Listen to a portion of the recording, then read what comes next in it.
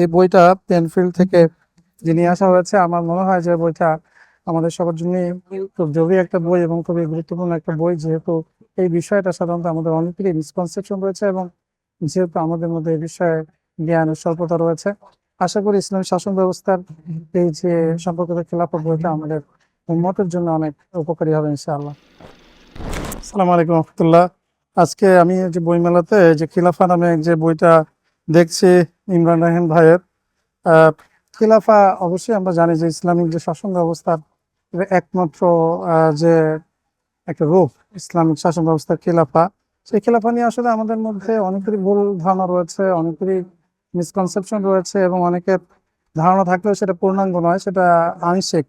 তো আমার মনে হচ্ছে যে এই বইটার সূচিটা যেটা আমি দেখলাম এখনো পড়ার সুযোগ হয়নি।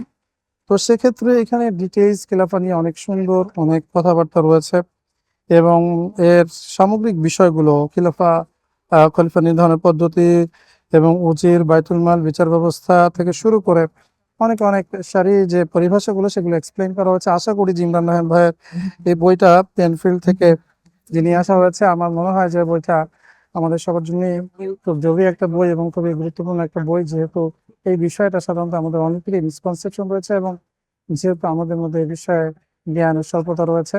আশা করি ইসলামী শাসন ব্যবস্থার এই যে সম্পর্কিত খেলাফত বইটা আমাদের উম্মতের জন্য অনেক উপকারী হবে ইনশাআল্লাহ।